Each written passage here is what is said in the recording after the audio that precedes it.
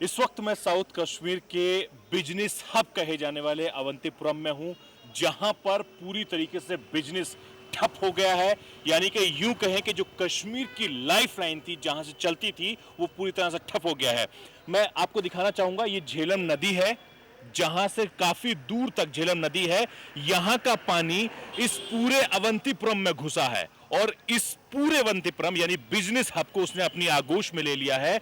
यहां का शायद ही कोई ऐसा इलाका होगा, ऐसी फैक्ट्री होगी जहां पर नहीं हुआ है।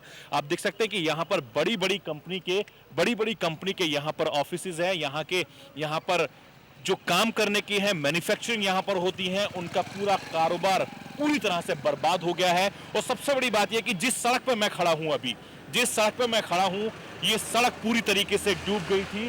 और इस सड़क पर डूबने के बाद जो इलाके हैं, मैं आपको दिखाऊंगा कि यहां से देखिए, सड़क से तकरीबन कई फीट ऊपर ये जो नाला है, ये नाला नदी में तब्दील हो गया। पूरे इलाके में पानी पानी भरा हुआ था और इस तरीके से जो काफी हाइट पे जो दुकानें हैं, वो इतना पानी भर गया। मैं आपको दिखाता हूं कि यहां पर किस तरीके से कई फीट, तकरीबन 6-7 फीट की ऊंची पर मैं इसमें खड़ा हूं। 6-7 फीट की जो सड़क से तकरीबन 7-8 फीट की ऊंचाई पर मैं खड़ा हूं और 2 फीट के ऊपर मान लीजिए। और यहां पर जो पानी है, देखिए किस तरीके से यहां पर पानी भर गया। इस तरीके से पूरा का पूरा जो यहां का कारोबार था, वो पूरी तरीके से ठप हो गया। सर, मैं आपसे जानना चाहूंगा कि जिस तरीके से अवंतीपुरम में जबरदस्त तरीके से पानी भरा है, कितना नुकसान होने की खबर है आपके यहाँ की?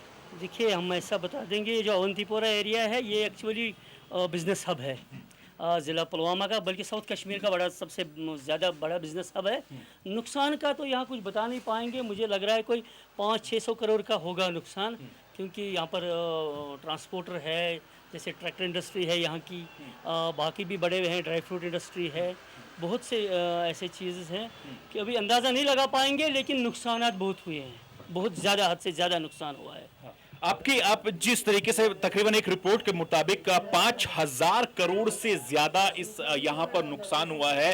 क्या आप लोग राज्य सरकार से, केंद्र सरकार से कोई मांग करते हैं? हमारी एक मांग है इनको, एक तो इसको टैक्स फ्री कर दो हमें फिलहाल 2-3 साल के लिए, और हमें इंटरेस्ट वेवर कर दीजिए, क्योंकि हमारे ऊपर बैंकों का बहुत ज़्यादा लोड है। काफ़ी मतलब हम लोग बैंक पैसे से चला रहे थे, हमारे पास अब वो सकत ही नहीं रही, हिम्मत ही नहीं रही कि हम अपना बिजनेस भी चलाएं, बैंक का इंटरेस्ट भी चुका देंगे। हम यही एक रिक्वेस्ट करते हैं सेंट्रल गवर्नमेंट से, स्टेट गवर्नमेंट से हमें तो कोई उम्मीद ही नहीं है। हम मोदी गवर्नमेंट से ये उम्मीद करते हैं कि हमें कम से कम 3 साल के लिए इसको टैक्स फ्री कर दो और हमें जो भी बैंक इंटरेस्ट है वेयर कर दो, अदरवाइज तो हम मर जाएंगे बिल्कुल। ये बिजनेसमैन है, इनका दर्द हम समझ सकते हैं, क्योंकि जिस तरीके से आप देख सकते हैं कई फीट ऊपर इस शोरूम में पानी घुस गया है। शायद ही कोई ऐसा घर होगा, ऐसी दुकान होगी, ऐसा बिजनेस सेंटर होगा जहां पर पानी नहीं भरा है। बहुत ज्यादा लोग परेशान हैं, करोड़ों में नुकसान हुआ है एक एक शॉप का, बहुत ज्यादा। और सबसे बड़ी बात यह है कि लोगों की मांग यह है कि कम से कम केंद्र सरकार इनकी मदद करे, और राज्य सरकार से तो खैर ये उम्मीद रखते ही नहीं है, क्योंकि बहुत बड़ा नुकसान हुआ। हाँ, बताइए। साइड में है ना ये हमारा बैंक, ये बिजनेस यूनिट, ये भी पानी में डूबा। इसकी मशीनरी सब कुछ तबाह हो गई है। तो इस तरीके से तमाम लोग के जो कारोबार था, वो पूरी तरह से ठप हो गया है। उम्मीद करते हैं कि ये राज्य सरकार से तो खैर इन लोगों को उम्मीद नहीं, कम से कम केंद्र सरकार इन लोगों की मदद करे। और सबसे बड़ी बात यह है कि जो परेशानी है, जो दिक्कत है, फिर से अपनी रफ्तार पर कश्मीर लौटाए।